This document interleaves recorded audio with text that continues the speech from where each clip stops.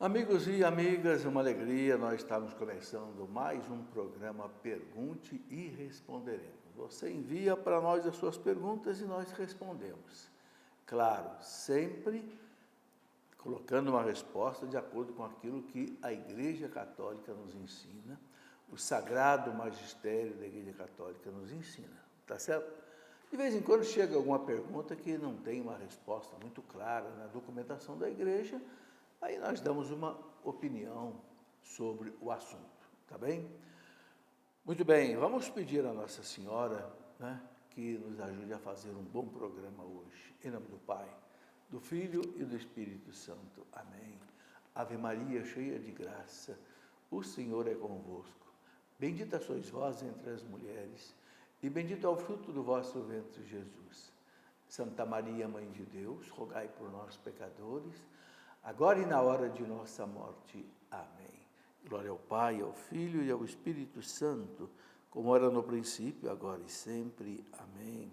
São José, rogai por nós. Em nome do Pai, do Filho e do Espírito Santo. Amém. Meus amigos e amigas, vocês podem encaminhar a pergunta para nós por vários caminhos. Temos hoje um telefone, né, que também é o WhatsApp, o 12 31 86 2600. Você pode também usar aí o e-mail do programa, pergunte e responderemos, @cançãonova.com, tá certo? Recebemos aí a sua pergunta. E eu quero pedir a você que não se esqueça que a Canção Nova precisa da sua ajuda, né?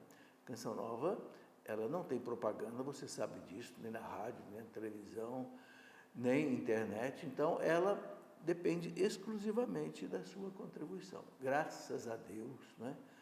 Já são aí pelo menos quase 40 anos que a Canção Nova evangeliza pela rádio, pela televisão, pela internet, e graças a Deus, sempre Deus proveu e Deus proverá, ok? Muito bem, vamos às perguntas que já estão aqui comigo. Tem aqui a primeira pergunta de hoje, a do Max Vilanders.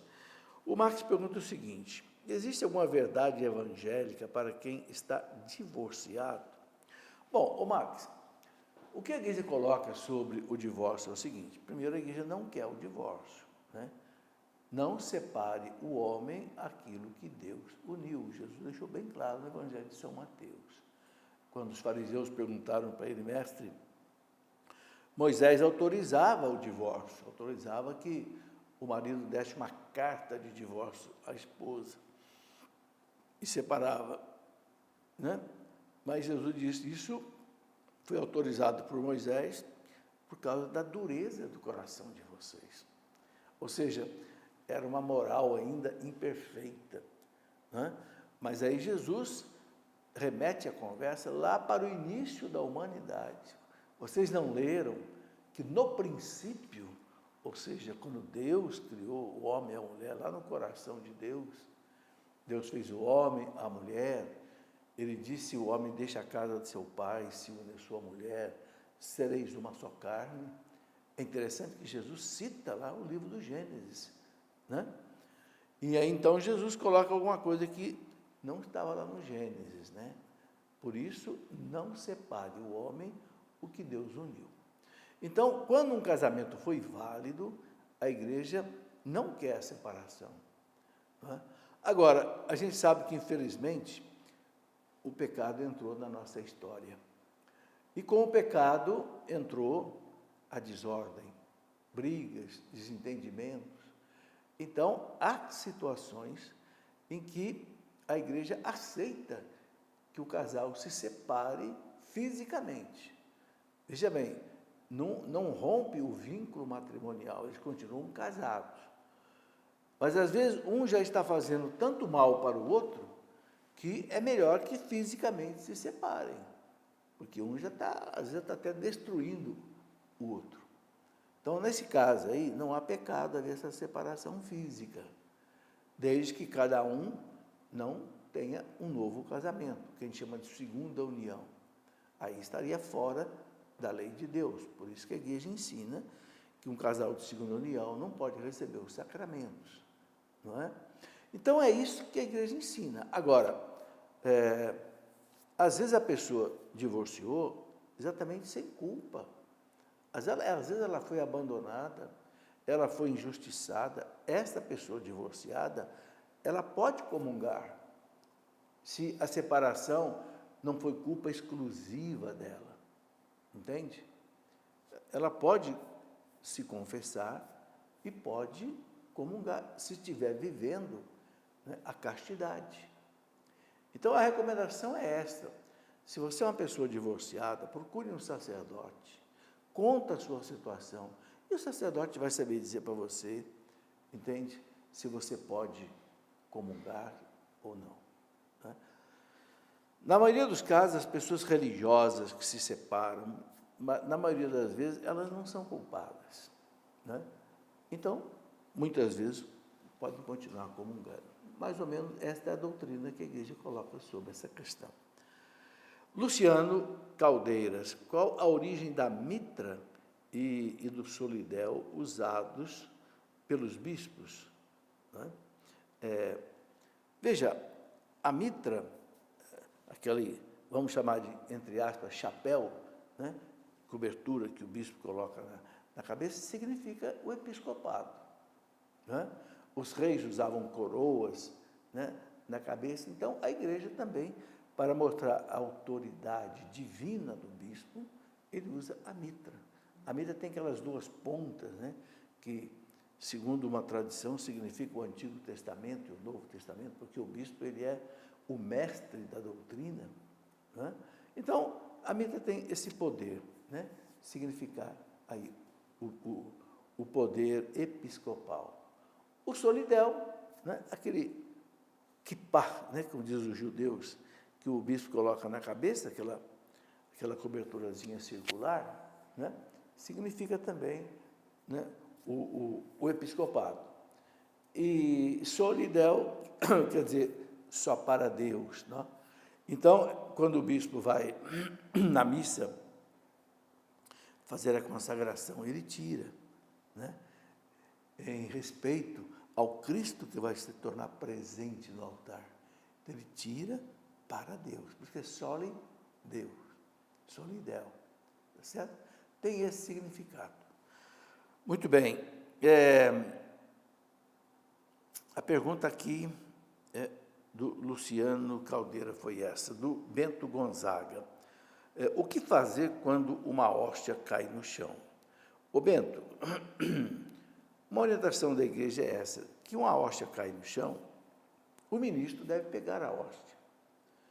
Observar se no chão, por acaso, pode ter ficado partículas da hóstia.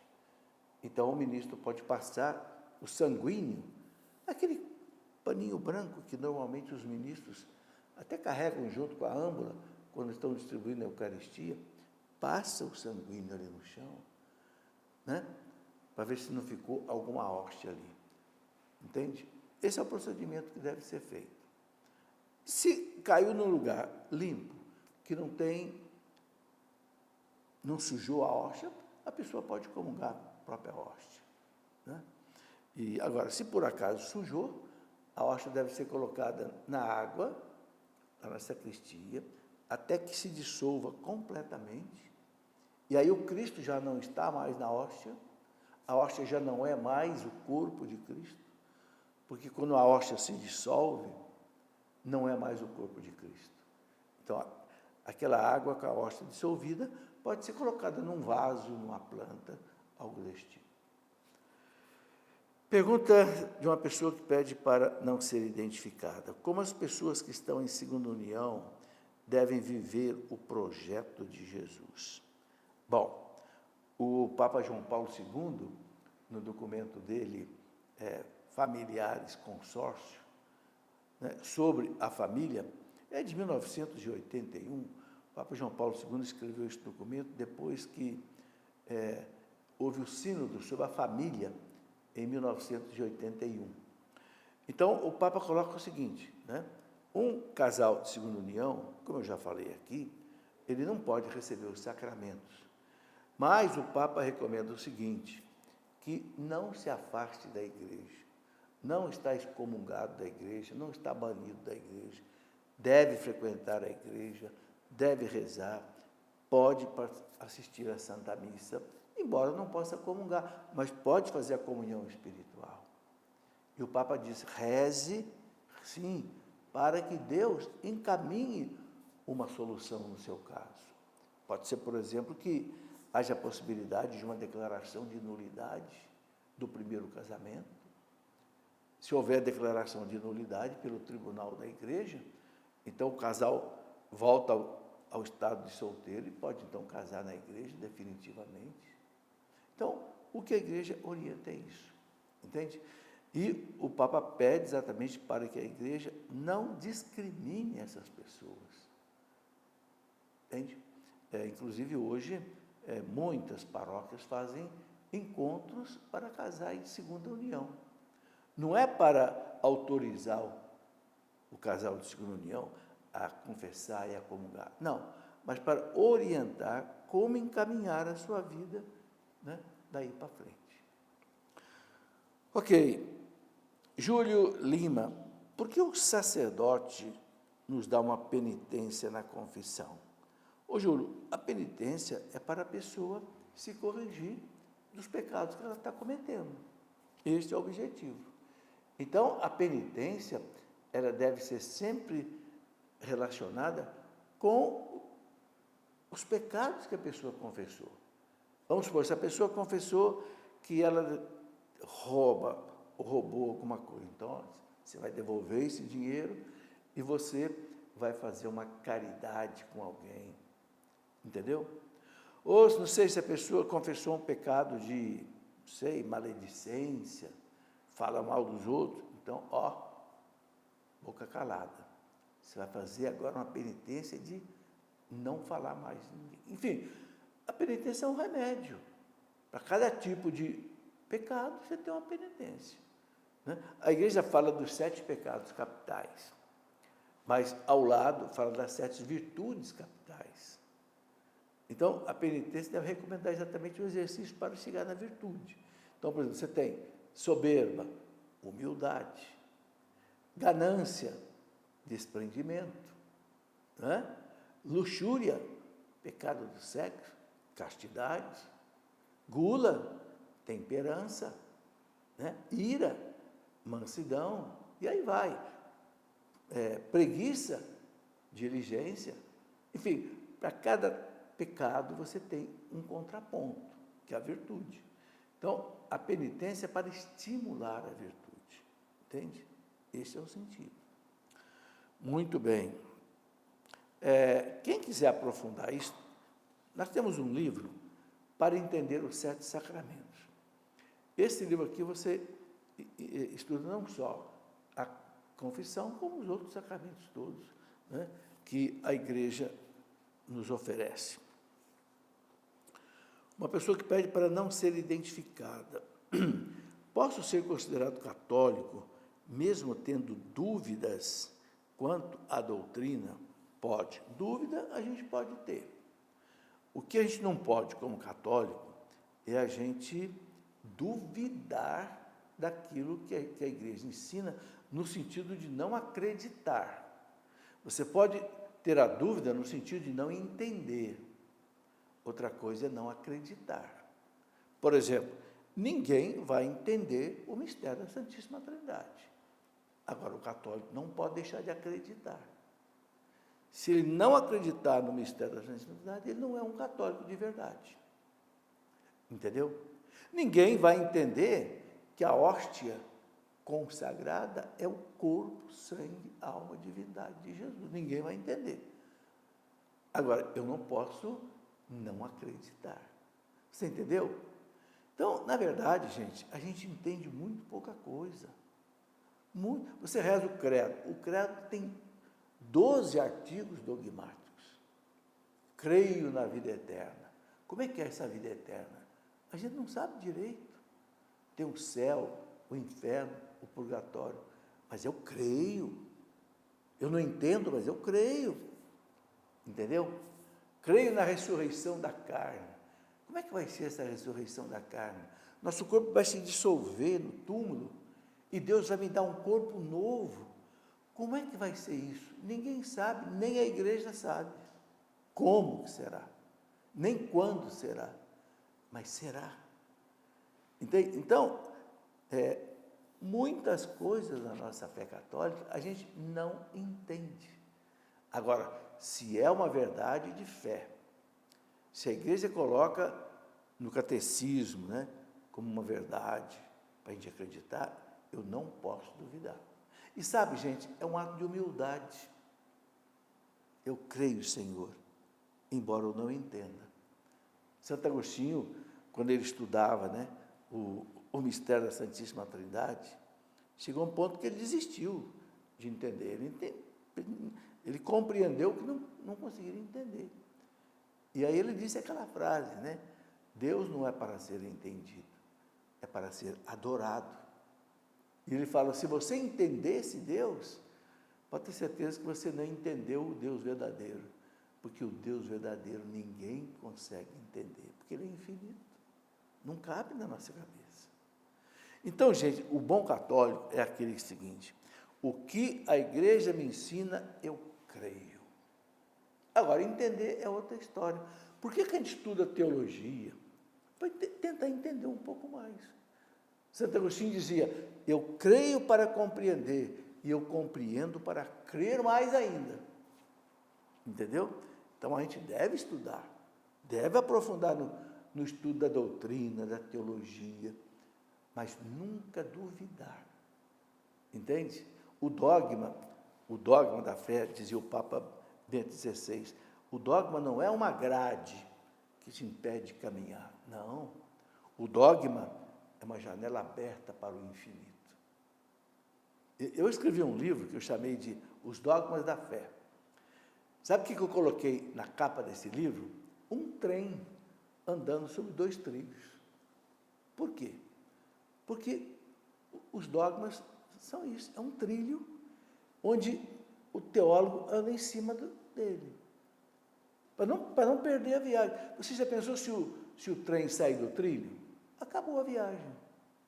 Então o trem não pode dizer assim, esse trilho tira a minha liberdade. Não, é o contrário, esse trilho garante a tua liberdade. Você entendeu? Então, o dogma, ele não tira a liberdade do teólogo, ele garante a liberdade do teólogo. O teólogo que quer desprezar o dogma, ele vira um herege. Isso porque ele é soberbo, porque ele é arrogante, ele é prepotente. Entende? Ele acha que ele sabe mais do que a igreja, que tem 2000 anos de inspiração do Espírito Santo. Isso é que nunca pode acontecer com a gente. Bom, eu escrevi um livro, Porque Sou Católico. Esse livro aqui ajuda você a entender muita coisa sobre isso que nós estamos conversando aqui. Por que eu sou católico? Muito bem, pergunta do Alessandro. Uma mulher se envolve com um homem casado e ela engravida e o homem continua casado. Eles podem batizar a criança nessa situação em que eles se encontram, o homem e a mulher vivendo em adultério? Olha, Alessandro, esse é um caso muito difícil de eu responder aqui. Em princípio, a igreja ensina o seguinte, a criança nunca é culpada dos erros dos seus pais. A criança não herda pecado dos pais. A criança pode herdar a hereditariedade, uma série de coisas, né? Mas pecado não herda. Então, a criança ela tem o direito ao batismo. Agora, esse é o lado, vamos dizer assim, teórico da doutrina, mas tem um lado pastoral. Qual é o lado pastoral? O lado pastoral é toda a confusão que essa situação gerou. Essa criança vai ser educada na fé do Cristo e da igreja. Então, esse é um caso que tem que ser levado ao pároco, entendeu? E o pároco tem que decidir caso a caso. Né? Às vezes tem que se levar até o bispo. Então, não tem condição aqui de eu dar uma resposta assim, sim ou não. Tá? Gilberto Duarte, o que consiste na natureza pecaminosa. Ô Gilberto, o pecado original deixou a nossa natureza atraída pelo pecado. É o que a teologia chama de concupiscência. É atração pelo mal. Quem de nós que não sente isso? Quem de nós que não tem pecado, às vezes, de soberba, de orgulho, de vaidade, às vezes de gula, de ira, de inveja, de preguiça? Aquilo que eu citei aqui, os pecados capitais. Quem de nós? Por que nós confessamos? Porque nós temos uma natureza atraída ao mal. Entende? A gente só consegue vencer isso com a graça de Deus. A graça, sim. A graça me dá força para que, então, eu não seja dominado por essa natureza pecaminosa. Por isso nós temos tanta gente santa nesse mundo. Tanta gente que não peca. Não peca por quê? Porque tem a graça de nosso Senhor Jesus Cristo, que derramou seu sangue na cruz para que nós pudéssemos, pelo batismo, ficar livre do pecado original, embora não fique livre das sequelas, porque o pecado original feriu a natureza. Então, o batismo nos torna de novo filhos de Deus, nos põe de novo na amizade de Deus, né? Nos põe na igreja, mas a natureza ficou adoecida, entende? Então, é isso que a igreja chama de uma natureza, né, pecaminosa. Outra pessoa que pede para não ser identificada, o que a igreja diz sobre a transexualidade e transgeneridade? Olha, a igreja não fala disso, não fala disso. A igreja, o catecismo da igreja, quando fala do problema da homossexualidade, de qualquer que seja o tipo, a igreja diz o seguinte, que ela não sabe a causa disso. E ela diz, não entra no mérito da questão. Não é, a igreja fala, não é do, como diz o povo, da praia dela, né? Não é, entende? A igreja fala, isso aqui é um problema para psicólogos, psiquiatras. O que a igreja ensina é o seguinte, está lá no catecismo, parágrafo 2357. A pessoa que tem a tendência homossexual não é pecado. A tendência, a igreja chama de pecado, a vivência da prática homossexual, não da tendência. Confira lá o parágrafo 2357 e 58 do catecismo. Agora, a igreja não entra no mérito, né, das várias desdobramentos, vamos dizer assim, da homossexualidade. Não é o campo da igreja, né? Muito bem, Maria da Luz. Qual o sentido religioso de dar presente no Natal? Olha, o sentido religioso, a ideia era homenagear o menino Jesus. Como os reis magos trouxeram presente para o menino Jesus, né? Ouro, incenso e mirra. Certamente aqueles pastores lá do campo de Belém, que foram também, certamente trouxeram algum presente para o menino. Então, isso é que deu origem a gente dar presente para as crianças. Porque a criança, né, é como o menino Jesus, né? Depois da coisa, o comércio também aproveitou essa situação e agora é presente para todo mundo, né? Para o pai, para a mãe, para a mãe. Mas no fundo, originariamente era presente para as crianças. Eu lembro quando eu era criança, nós éramos 9 irmãos, era presente só para nós. Aliás, era o único dia do ano que a gente ganhava um presente. Porque, coitado, o pai e a mãe não tinham dinheiro, mas no Natal a gente ganhava um presentinho. Todos nós, né? Então, a origem é essa aí. Marta Trindade. Padre religioso, quando é eleito bispo, ele deixa de pertencer à sua congregação? Olha, ele deixa, entre aspas, eu diria, né? Ele pode até, depois de emérito, voltar para a congregação. Entende? Ele não deixa de ser salesiano, franciscano, ele só agora ele não vai estar mais a serviço da congregação. Ele continua a serviço da igreja. Agora, muitos bispos, né, eméritos, depois que 75 anos, às vezes volta para a congregação. vai lá, celebra a missa, faz algum trabalho. Então, ele não deixa definitivamente. Cláudia, quais as exigências para ingressar no seminário ou num convento? Ô Cláudia, seminário, o bispo é que aceita alguém no seminário ou não. Então, o bispo ele vai sentir, né, se o jovem tem vocação, etc, etc. No convento, cada congregação, cada ordem religiosa tem o seu estatuto. Então, vai ver se a pessoa que é candidata, né, a entrar no convento se atende, né, às normas do convento. Basicamente é isso, entendeu? Evidentemente, para o seminário tem que ser solteiro, não pode ser casado, e num convento também. Ou solteiro, ou pode ser viúvo, né? Ou viúva, também pode ser o caso. Tá certo? Bom, o melhor de tudo, numa situação dessa, o jovem que pretende o seminário, procure seu pároco e depois, quem sabe, o bispo.